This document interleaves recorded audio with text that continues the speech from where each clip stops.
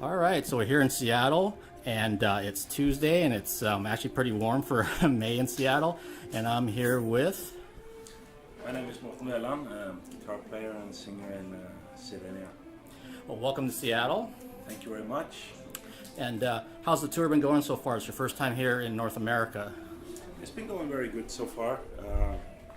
We had some amazing shows, and fans have been awesome so far, and really enjoying ourselves here. And it's always really exciting to tour in a different place. So this is a new experience for us, first time in North America. And yeah, we only have positive experiences so far, actually.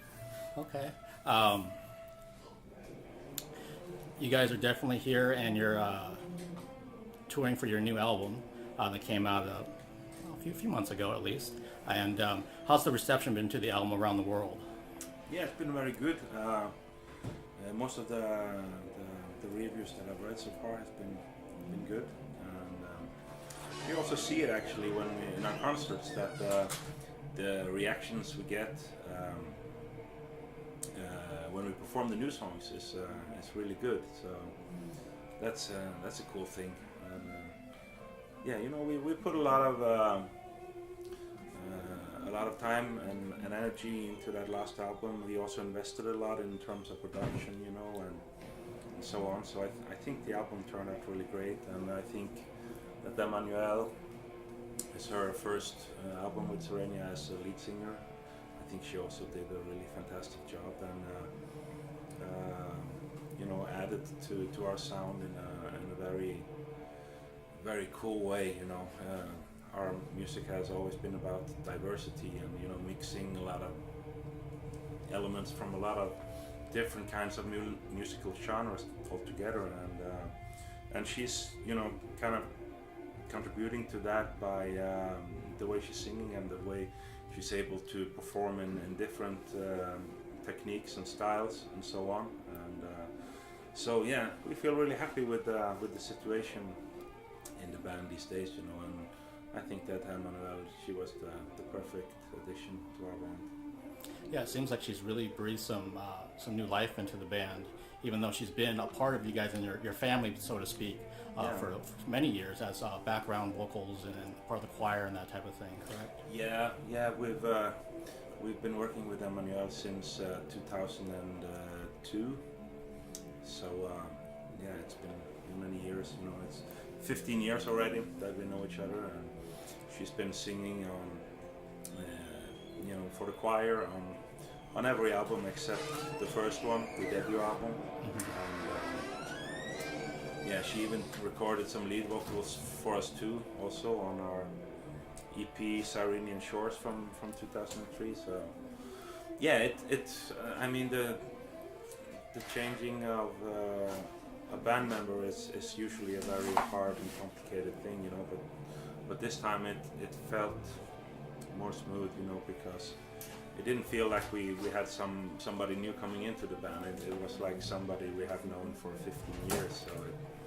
So it was a very smooth transition. That definitely makes it nice when you already have known somebody for a long period of time, because then you don't have to do the guessing game of maybe you can pull it off in the studio or you pull it off live, or how do we get along personally if you're on the road, because then you're going to know everyone's quirks and good and bad habits and everything else. Well, no, I already know you, so. Exactly, and it's a complicated thing, but this time we really knew what we were getting, and yeah, been working with her in the studio so many times, so many albums, and she's just that serious, really professional. She have all the education, all the experience, and been working with all kinds of musical genres, been working steadily with the opera in France for more than a decade, and she's an amazing singer, really.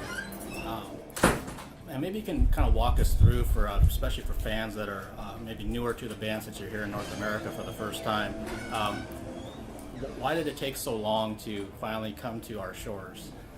Yeah, it's a lot of people have been asking that, and we always, we wanted to come for a very long time. Everybody wants to come here and tour. And but the biggest problem was the financial aspect, you know, to come up with the funds and how to make that work out, especially due to the visas, working permits, all the paperwork, and on top of that, of course, you get the really high flight tickets, expenses, and overload luggage, and all the stuff you have to ship across the sea. So yeah, it's a big investment in a tour like that, you know, and always the first time is the hardest one, you know, because also the promoters, they don't know what to expect, and really nobody really knows what to expect, how many people will come to the shows, etc. And it's hard to get people to invest in a tour like that. So we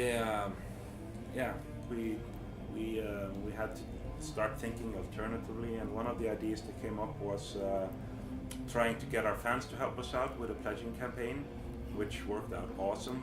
And that really showed us how dedicated our fans are, you know, and they helped us out. And we also have a US management now that knows all about, you know, taking care of the paperwork and the visas and all that kind of stuff, made everything a whole lot easier. So now is finally the time for Sirenia to come over, and to be honest, I can't wait to come back again, you know. Well, I know I'm probably speaking for every North American fan. We're extremely happy that you're here for the first time. We hope that you come back for many, many tours for sure. Yeah, our goal is to come back in springtime already. Our visas are valid for a 1 year period, so okay.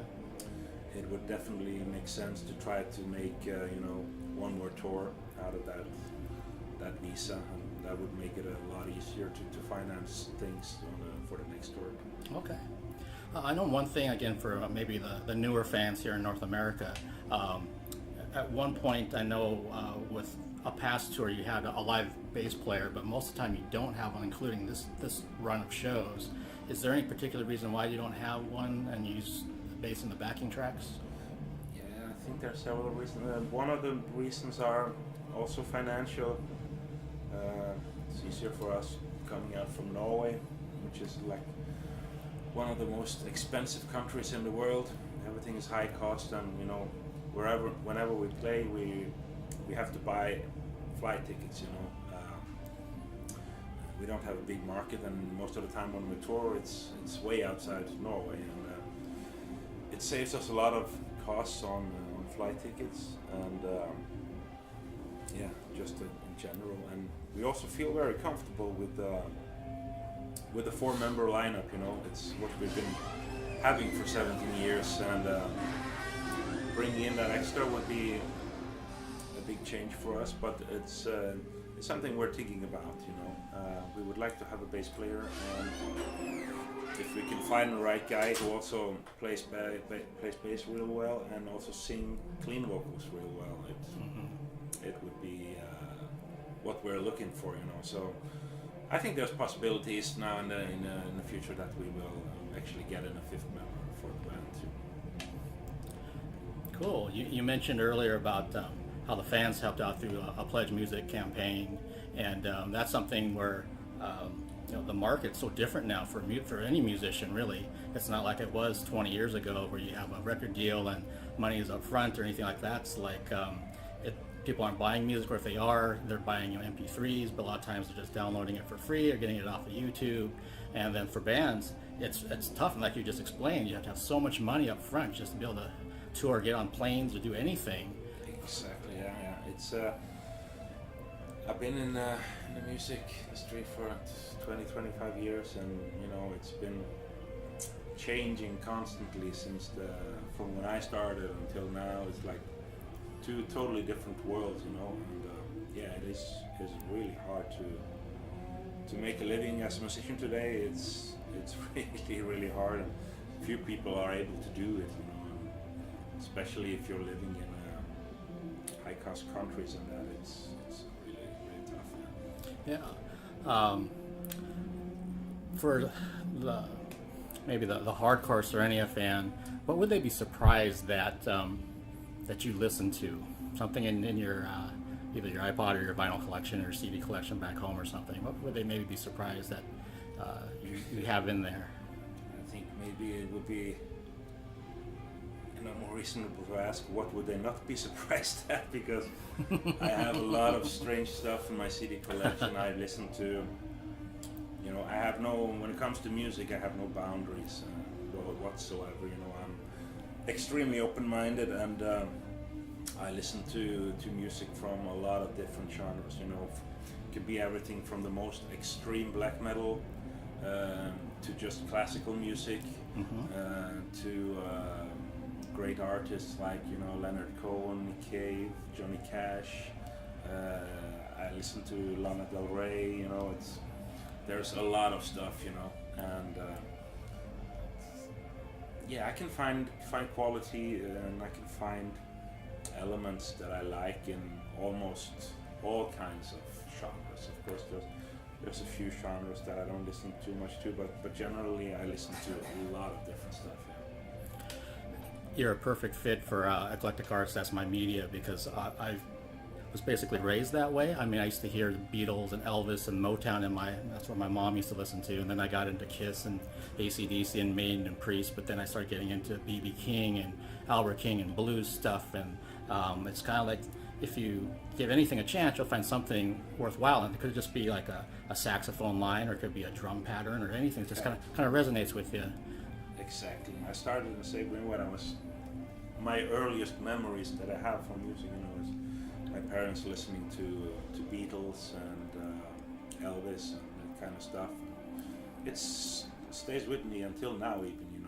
Every now and then I put on Beatles or Elvis Presley, or there's it's also with the time. I listen to music from the 50s and all the way up until today. Although I'd say 70s, 80s, early 90s might have been my favorite period. That kind of sounds like me, because I was born in 1970, so started going to shows when I was 9 years old. That's when I first saw Kiss, and then going through the 80s, saw all that kind of music, and then of course then grunge hit here in Seattle in the 90s, so I was kind of coming out of college at that point. So and I played guitar for a long period of time, so there's always something. And you do go back. I mean, as soon as I hear something, if it's, I don't know, coming through my computer or on the radio from those early days, it's like, it just takes you back to where I was during that time. Exactly.